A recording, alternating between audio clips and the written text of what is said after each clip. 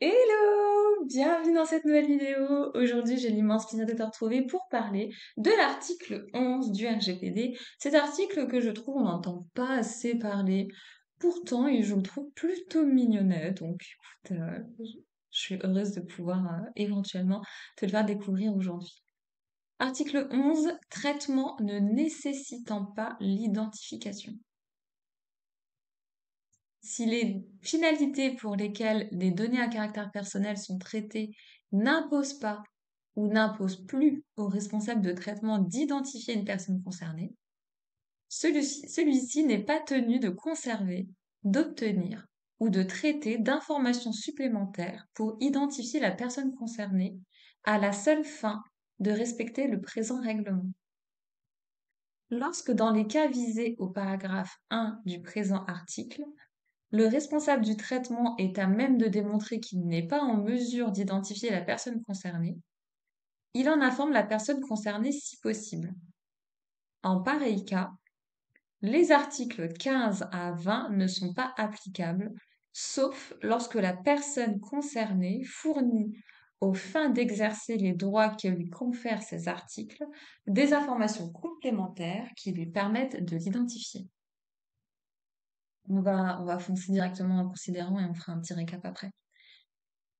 Si les données à caractère personnel qu'il traite ne lui permettent pas d'identifier une personne physique, le responsable du traitement ne devrait pas être tenu d'obtenir des informations supplémentaires pour identifier la personne concernée à la seule fin de respecter les dispositions du présent règlement. Ok? Toutefois, le responsable de traitement ne devrait pas refuser des informations supplémentaires fournies par la personne concernée afin de faciliter l'exercice de ses droits. L'identification devrait comprendre l'identification numérique d'une personne concernée, par exemple au moyen d'un mécanisme d'authentification, tel que les mêmes identifiants utilisés par la personne concernée pour se connecter au service en ligne proposé par le responsable de traitement.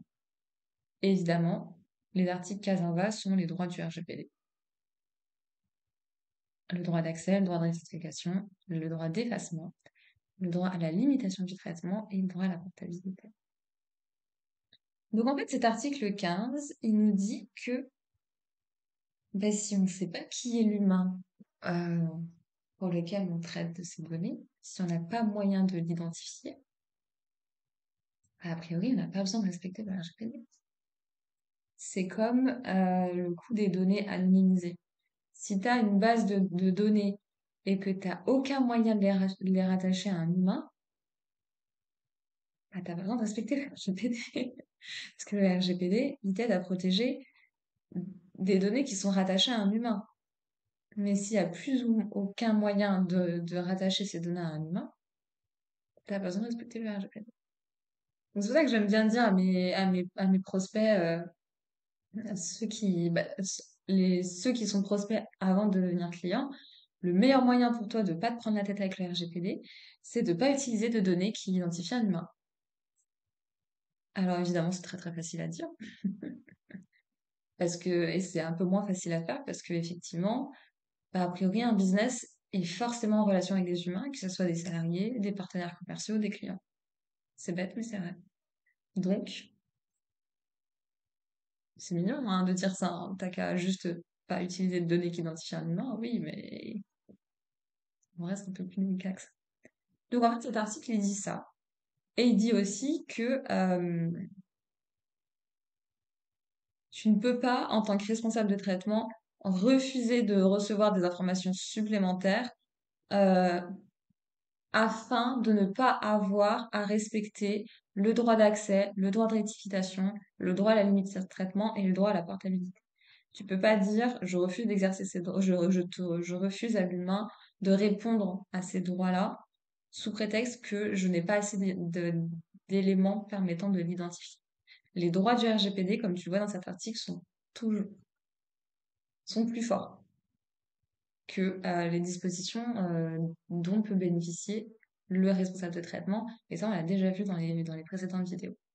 Donc, tu vois, ce RGPD veut vraiment nous donner la maîtrise de nos données personnelles, veut vraiment donner des droits qui sont quand on lit le RGPD, plus fort que les obligations et les moyens d'action du responsable de trait. Voilà, j'espère que c'est à peu près clair pour toi. Et puis avec ça, on cloue le chapitre 2 de cette analyse du RGPD. On se retrouve demain pour la playlist, une nouvelle playlist chapitre 3.